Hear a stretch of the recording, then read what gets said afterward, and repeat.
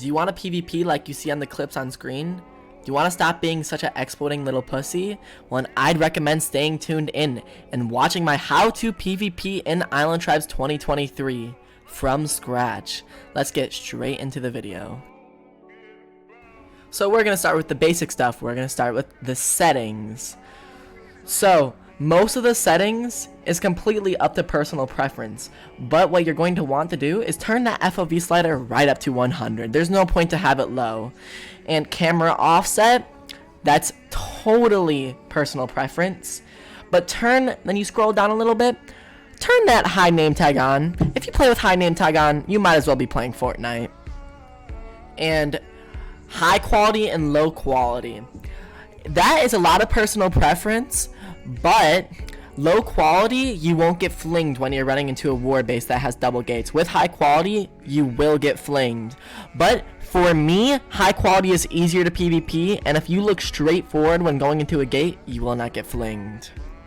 You might think that the weapon skins and morphs and hats give you more range, give you a smaller hitbox in the shop, but they do not. They are all the same hitboxes, they are all the same amount of reach. Whatever you feel comfortable the most with PvPing, use that. And if you're just starting with shift lock PvP, I would recommend using the weapon skin that takes up the least amount of your skin, like the crystalline, or the sickle, or no skin. And that's what I've learned, at least. And we're going to go over the basics of PvP. Obviously, you don't want to be using like Zen or low armor in a war because you'll die very easily. You're going to want to use Obsidian, which is 81% and takes almost 8 damage against a Moonstone Sword, or if you're advanced and you farmed Max Soul, or if you got it from a kill, that gives 90% and an MS Sword does 3 damage to it. Max Soul is obtained by killing a boss with soul armor 188 times, and it gives 90% defense. And you're obviously going to want to use a Moonstone Sword or Ob Club, and you're going to need candy and heals. And here's a little shameless plug. Join the Island Tribes event server. It has the majority of the whole Island Tribes community in it. It is also my dedicated YouTube channel server on top of the Island Tribes server, and it has become the new Island Tribes Warlog server as well, and a trading server.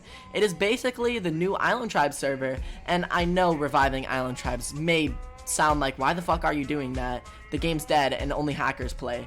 There are no mods right now, and we have figured out a way to punish exploiters without moderators. And I will admit, it is super difficult and super taxing on the amount of sets I have and my in-game resources. Without any support behind me, it is very hard to keep the Island Tribes community in check, but I have been able to afford it, and me and my team of staff have been doing it.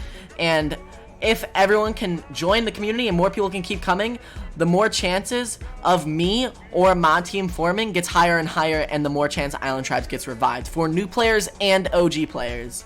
So come give the server a visit, come try Island Tribes, and subscribe and like if you're enjoying. And obviously you're going to need a Shieldo and Deflectio. That is the main books you're going to need to learn how to PvP in Island Tribes. The first thing we are going to start with is a Moonstone Crossbow. I know it has the highest DPS of 8.9 to Ob Armor, but its time to kill is way slower, making its DPS 4.5, and the worst bow to use while Ob PvPing. Ruby Bow is better. And Lucky Bow, I understand it has a random hit chance, but after 20 trials, it has a DPS of 6.25, making it the second best bow to use for Ob PvP. And last is Zenite Crossbow. It has a DPS of 7.5, making it the best bow to use in PvP. And this is probably one of the most basic ways to PvP. This is just cursor PvP. It's probably one of the easiest to catch on to, and with good movement and good range control, it is actually one of the best ways to PvP, unless it's someone spinning around you. Then, I will admit, it's very hard to PvP if someone's controlling range on you, and they're spinning around you all at the same time, and that's this way to PvP. And now we're on to first person PvP. First person PvP I would say actually is the easiest. If you're up and close with the enemy that you're trying to PvP, it becomes hard to miss because they're so big. You're basically in their hitbox. And if you're controlling range in first person, your camera is closer to their person if they're playing third person. So it becomes very easy to hit. But it's very hard to have like advanced movement and spin in first person. So let's get into the harder ways to PvP.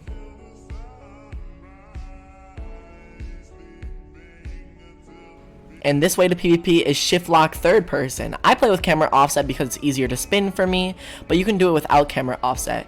Like when you go through the enemy and do a 360, it makes you look like aimbot and you become very difficult to hit. But you are very close, so if they know how to hit like first person or cursor, it makes you easy to hit as well. So let's get into the other one. And this is one of the most difficult ways to PvP, and it's not very played or heard of. The last person that played like this was JobX156, and it's holding Alt and moving very weird while you play cursor. It makes your player very hard to hit, and if you know how to play cursor with it, you can laser them while they're barely doing any damage.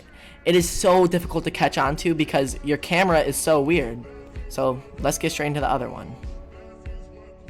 And this way to PvP is controlling range. Controlling range is better than alt PvP because it doesn't make you hard to hit. It makes you in control of when they can hit you and when you can hit them. So if you're playing it correctly, it is the best way to PvP in my opinion.